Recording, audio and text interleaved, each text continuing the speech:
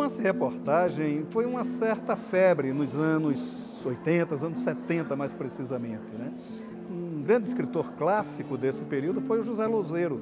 Era um maranhense que era jornalista de profissão e que pegou aquelas notícias policiais com que ele trabalhava e transformou em grandes romances. Pelo menos dois grandes clássicos, que foi o Araceli, Meu Amor, sobre a trágica morte de uma menina no Espírito Santo, e o Pichote, né? Que na verdade o romance se chamava A Infância dos Mortos, mas que resultou no filme do Hector Babenco, Pichote, a Lei dos Mais Fracos. O Pichote tem uma coisa trágica. O rapaz, Fernando Ramos da Silva, ele foi encontrado fazendo uma peça de teatro numa favela. E foi contratado para fazer o filme, mas ele se identificou tanto com o personagem que ele se transformou no próprio personagem. Depois que ele terminou o filme, tentou fazer uma carreira como ator, não conseguiu, por questões até de alfabetização, ele não conseguia decorar os papéis e tornou-se, na verdade, o próprio Pichote. E, tragicamente, foi assassinado pela polícia, né? E a polícia não assassinou o Fernando, assassinou o Pichote. O próprio policial que o matou dizia, eu matei Pichote, né? Essa tragicidade, de certa forma, acontece ao longo de toda a literatura. O Roberto Seabra agora retoma isso ao resgatar um dos crimes mais emblemáticos de Brasília, que foi o assassinato da menina Ana Lídia, que ele aqui transforma num romance de fato e mudando inclusive o nome dos personagens e conta a saga, a tragédia da Ana Clara, que também foi assassinada aos 7 anos de idade. A freira sentou-se na minha frente, no que foi acompanhada pelo casal. Ajeitou o véu e começou a contar a história. Sou professora em um colégio religioso aqui da Asa Norte, onde estuda Ana Clara, filha do senhor Matoso e da dona Lúcia. Ontem, no final da tarde, por volta das 5h30, um homem que ainda não sabemos quem é, levou a menina embora do colégio. Meia hora depois, qual a idade da menina? Perguntei. 7 anos, disse a mãe. Obrigado. Pode continuar, irmã. Bom, 30 minutos depois, um pouco mais tarde, a dona Lúcia passou no colégio para buscar Ana Clara, como sempre faz todos os dias, e foi informada de que a menina tinha ido embora, na companhia de alguém da família. E vocês sabem quem foi essa pessoa da família? Não sabemos, antecipou-se o pai, cortando a palavra da freira. Roberto, bom, vamos falar do Silêncio na Cidade, que é um livro emblemático porque ele trata de um caso, pelo menos é inspirado em um caso real, que é o assassinato da Ana Lídia aqui em Brasília. E você sonhou em fazer um livro-reportagem. É verdade. Né? Por que essa mudança da reportagem para o romance? Uma boa pergunta, porque eu sou jornalista, né? Para mim seria mais natural fazer um livro-reportagem. O problema é que essa história nunca chegou à tona, né, Maurício? A gente nunca soube da verdade sobre ela. E jornalismo feito com poucas informações, com meias verdades, é complicado, né? Eu cheguei a pensar, comecei a escrever um livro-reportagem, mas eu vi que ele tinha muitos furos, né? E aí houve essa ideia, então, de fazer que chama de roman à clef, né? Você mantém a história, muda os personagens, no caso aí eu mantive até o recorte temporal e espacial, quer dizer, em Brasília, na mesma época, mesmo dia, mesmo mês, mesmo ano, e apenas criei personagens fictícios, alguns inventados, outros baseados em fatos reais, né? Então eu resolvi recontar a história pela ficção. Foi a forma que eu encontrei de falar desse caso. Na época, havia um certo romantismo em torno da cidade, né? É verdade. Inclusive disse que a partir dali Brasília perdeu a inocência. É uma frase muito usada, inclusive, que um personagem fala aí. Exato, né? Quer dizer, por que retomar esse caso hoje? Por que retomar a reflexão sobre esse caso hoje? A coisa de uns 8 anos atrás, eu reencontrei um amigo de infância, que morou em Portugal há muitos anos, voltou para o Brasil. A gente conversando num bar, ele falou da história da Ana Lídia, que era uma coisa que estava engasgada na nossa geração ainda, né? E eu falei para ele que eu tinha vontade de escrever sobre esse caso, mas um romance e reportagem, mas eu não conseguia escrever porque eu não tinha informações. Eu tinha tentado, comecei, li uma série de reportagens nos arquivos de jornais e não consegui escrever o livro. Começava e parava, começava e parava, né? Ele falou, por que você não escreve um livro de ficção? Pô, você escreve contos, já li crônicas sobre, escreve um livro de ficção. Eu falei, pô, de repente pode ser por aí. Então, primeiro teve a vontade pessoal de resolver esse caso, quer dizer assim, para mim e para os amigos, pessoas com quem eu convivi na época, né? Depois eu achei que era interessante, aquilo que a gente até conversou uma vez antes, a literatura tem uma função de denúncia também, de denunciar, né? Então, de uns anos para cá, eu tenho visto muitos livros de ficção tentando recuperar aqueles momentos obscuros do período da ditadura, né? Eu acho que a ficção pode ter esse papel também, né?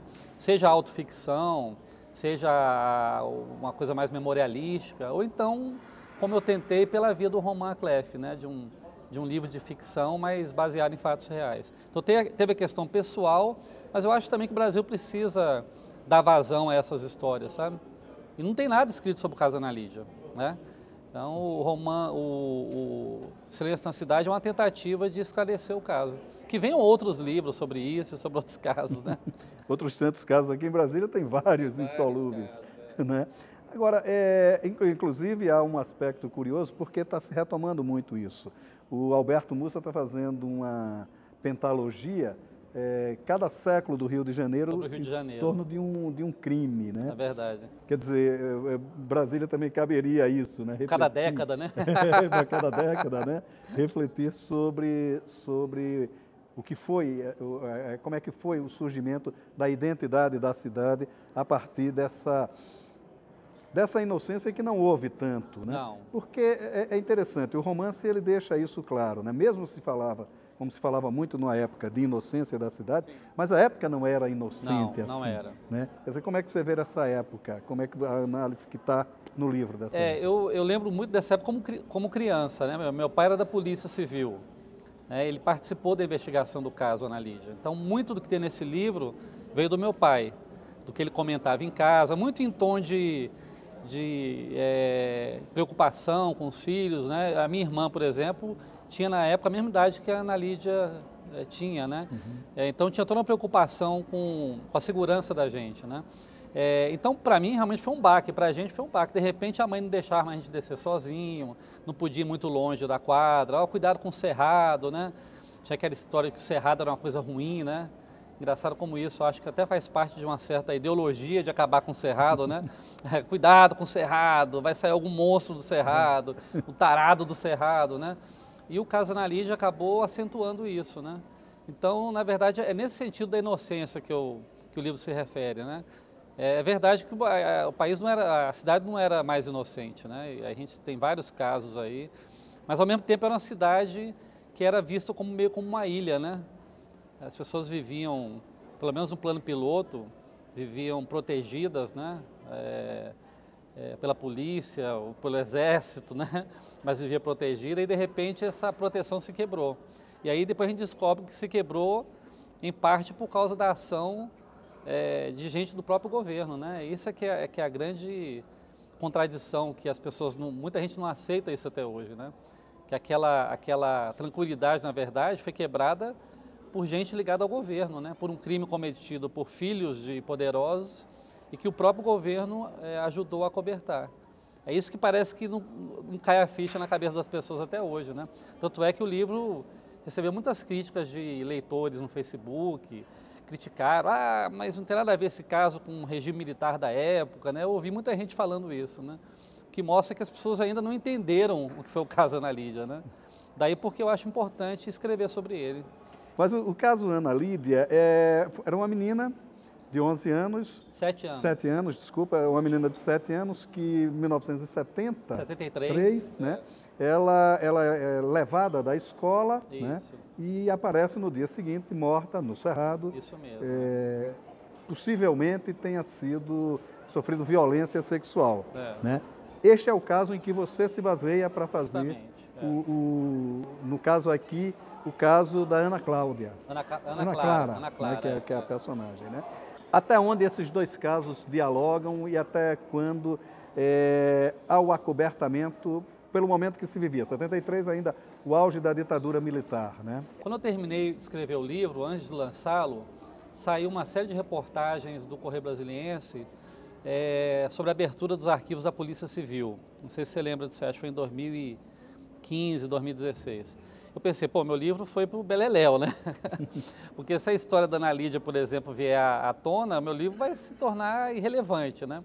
Mas aí eu vi que nada foi dito sobre o caso Ana Lídia. Quer dizer, mesmo com os arquivos abertos da Polícia Civil, o que se encontrou não foi nada. Quer dizer, isso acho que tornou a minha história mais relevante ainda, né? Quer dizer, se a própria Polícia Civil que investigou o caso não tem informações sobre o caso, então cabe à literatura fazer esse trabalho, né? E aí eu fui atrás, pesquisei, claro, investiguei arquivos de jornais, fui no arquivo da Câmara, que na época, não sei se você sabe, teve uma CPI, em razão do caso Ana Lídia, a Câmara criou uma CPI chamada CPI das Drogas, né, que não deu em nada também, foi mais uma CPI que não chegou ao fim. Então eu tentei pegar essas duas, quer dizer, o caso Ana Lídia, o pouco que tinha sobre ele, o que eu sabia dele por intermédio do meu pai e de colegas dele, de leituras, e fui tentando aproximar. E aí, claro, criei personagens, o Tino Torres, por exemplo, que é o personagem principal, que é o protagonista, que é o detetive, ele é um misto de várias pessoas. Tem um pouco do meu pai ali, tem um pouco do colega dele que investigou o caso. Meu pai era perito, ele não era investigador, ele era perito criminal. Tem uma perita ali no caso, que é uma mulher, que é muito parecida com uma amiga dele que trabalhava com ele na época. Então eu fui montando por intermédio da história que eu conhecia, do que eu li sobre a história e convivi, e criei um romance de ficção. E que eu poderia chamar de um romance denúncia também, porque o objetivo dele é esse, é denunciar um caso que até hoje é acobertado, né? Tem vários casos aí emblemáticos que, de certa forma, se chegou a uma verdade, né? No entanto, o caso Araceli, do Espírito Santo, que até teve um livro do Zé Louzeiro, né? No entanto, o caso Ana Lídia não tem nada, né? Quer dizer, até o personagem fala aí, eu esperei durante anos que alguém escrevesse sobre o caso Ana Lídia, ou sobre o caso Ana Clara, né? Eu mesmo confundo o tempo todo. No entanto, ninguém escreveu. Então, eu vou escrever, ele fala, né? Eu, policial aposentado, falou, chegou a minha vez de falar sobre o caso. Por isso até que eu dei essa coisa informal e pessoal de um policial aposentado falando do caso, né? Foi a forma que eu encontrei de me distanciar um pouco da história. Que é um romance narrado em primeira pessoa, o policial, anos depois, ele participa da investigação. Isso. E ele retoma para contar o que ele tinha, quais as conclusões que ele teve durante o processo e que foi impossível dizê-lo durante durante o processo mesmo de investigação. Isso. Né? Há dois aspectos aí que me parecem fundamentais no livro, né? Primeiro, esse clima meio noir. Tem um romance policial que se cria, né? Com aqueles pontos de suspense, com aquelas... E um outro aspecto que me chamou muito a atenção também é a impossibilidade da própria polícia da época, pelo menos é o que se fala aqui, que o próprio Tino Torres, Torres, ele salienta isso o tempo todo, né? Quer dizer, a gente não podia ir além, né? Não conseguia ir além por mais mecanismos que ele fizesse, né? Quer dizer, isso aí, de certa forma, foi para encobrir a impossibilidade de conclusão do caso, justamente, onde se baseou, ou foi uma saída literária para que não se chegasse mesmo à conclusão do caso, né? Há uma conclusão no livro, né? Há uma conclusão, bem, mas... Eu acho que é interessante essa pergunta, eu acho que começou como uma solução da história, da narrativa, e acabou virando uma solução literária para mim também, né? Porque uma vez eu conversando com o Milton Ratum, ele disse que quando escreve o livro dele, ele pensa já no final, para poder tirar um pouco da ansiedade, né? E construir o entrecho durante a escritura. Eu não tinha um final, eu não sabia como ia terminar esse livro, né? Até porque eu esperava que durante o período que eu escrevi, ele demorou quase 5 anos, desde do início até o final, que alguma coisa surgisse, né? E quem sabe até eu retomasse a ideia inicial de um romance-reportagem, né? Ou de um livro-reportagem. Mas aí, como não surgiu nada de novo, eu resolvi então caminhar para esse desfecho ao mesmo tempo aberto, né? Porque tudo pode acontecer, né? Alguma coisa nova pode surgir, como deixando um pouco essa ideia aí de que a coisa se resolveu, mas dentro dentro da história do Tino Torres com os colegas dele, né? É quase que uma coisa meio romântica, né? Assim, resolveu, mas não resolveu, né? Resolveu para nós, mas não resolveu para a criminologia, vamos dizer assim. Né? Ele consegue resolver o caso, mas ele não consegue que os culpados cheguem a pagar pelaquela conclusão que ele faz. Né? Agora, há uma outra questão que eu acho fundamental de se discutir sobre esse livro. Você chega à conclusão do caso, tudo bem, né? Mas você está baseado em um caso que não teve conclusão, né? Sim. Isso aí também quebra um pouco o aspecto, não sei se quebra, mas ele pelo menos ele vai um pouco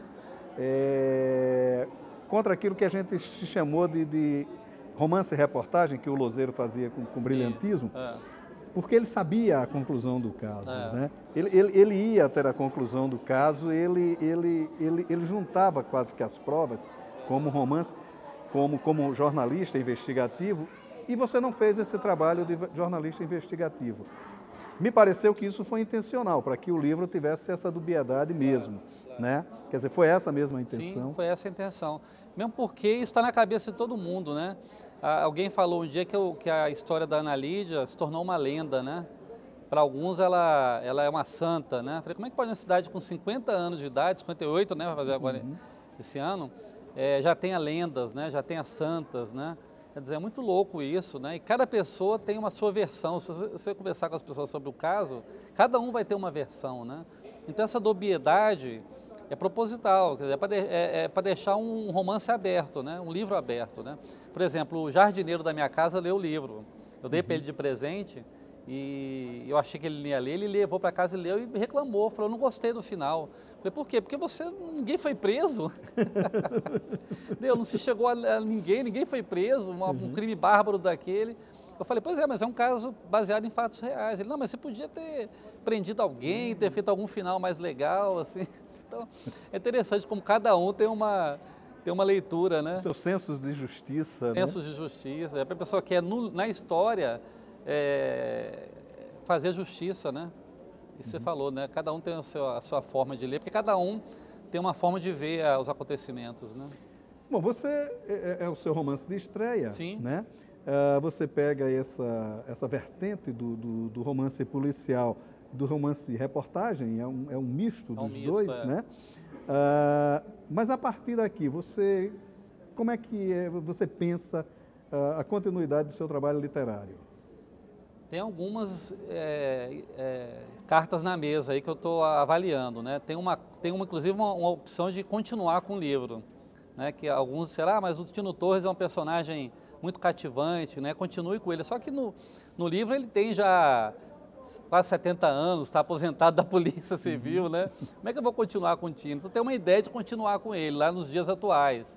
Ele já aposentado é chamado para tentar desvendar um caso aí que ninguém consegue desvendar e ele é obrigado meio naqueles filmes americanos do policial aposentado ou do cowboy aposentado que volta à ativa, né? Eu tô pensando nessa história que me interessa. E tem uma outra opção de um livro mais psicológico, tratando inclusive de questões atuais da comunicação, né, das redes sociais, que é uma outra ideia também que eu estou analisando. Então um dos dois eu acho que vai render. Não, e tem a longevidade. A longevidade é predominante da literatura, né? É verdade, um dos personagens do Viva o Povo Brasileiro, o Nego Lelé, que ele começa a viver e o João não queria matá-lo, né? O João Ubaldo. E teve um dia que ele teve que matar, porque ele já estava mais que centenário, né? E ele chorou, disse que chorar é mentira do João Ubaldo. Mas ele disse que chorava quando matando. Então, quer dizer, o Tino também pode ter essa longevidade. Quem sabe? Eu estou pensando nisso. É uma ideia que não me sai da cabeça, não. E outras ideias também, de algumas pessoas que leram o livro, é que ele pode virar um filme, né? Que eu também não descarto, quer dizer, acho que essa história merecia um filme. Agora, você escreve com essa intenção do cinema, porque há muito isso, né? Recentemente, na literatura brasileira, se pensou muito nisso. As pessoas já escrevia sonhando com o filme. Não foi essa a sua intenção? No começo, não. Mas no final, eu quando relia e passei para algumas pessoas lerem, algumas pessoas falaram para mim, né, Beto, tá se encaminhando para ser um filme esse livro, né? Assim, eu estou vendo esse filme na minha cabeça, né? Eu comecei a analisar os diálogos sob esse prisma também, né? E como eu também sou uma pessoa da área de audiovisual, né? Já fiz documentário e tudo, tem hora que eu penso em tentar transformar ele num roteiro. Então deixar que alguém, que outra pessoa mais habilitada faça isso. Que não é muito minha praia, não. Roteiro de ficção eu nunca fiz, né? O João Ubaldo Ribeiro que chegou a fazer, mas ele disse que não gostava, não. Né? Disse que ele se sentia traindo a si próprio, né? É verdade. Porque tem que mudar, né? Né? Você tem que fazer escolhas, né? E aí eu acho que eu não seria a pessoa mais indicada para isso, não. Me pareceu também uma coisa interessante da leitura do livro, que você é um leitor de romances policiais. Sim, eu né? gosto, muito. Quer dizer, como é que está essa coisa de leituras? O que é que você lê hoje? O que é que você... Como é que Quando eu comecei a escrever o livro, eu dei uma parada, eu dei uma diminuída até para não sofrer tanta influência, né? Mas o último que eu li, que eu gostei muito, foi do Padura, né? O Homem que Amava os Cachorros, que é, na verdade, um romance policial, né? A partir de fatos reais também, né? A história do Trotsky, né? Mas a partir da história do Trotsky, ele construiu um romance policial, né? Histórico, um pouco policial, né? Mas eu estou sempre lendo alguma coisa. Tem os nórdicos, né, que são muito bons, né? Tem uma legião aí de escritores aí suecos, noruegueses, né, que escrevem romance policial, que é uma forma diferente de tratar o tema policial. Então eu estou sempre lendo alguma coisa, sem contar Conan Doyle, Agatha Christie, Rubem Fonseca, né, que são autores que eu estou sempre lendo ou relendo. Esses clássicos. Os clássicos. Agora, é interessante, durante um certo período, né, teve aquela literatura até que eu brinco, que são os filhos de Rubem Fonseca, né? Sim, é verdade. Que veio meio que na linha dele, né?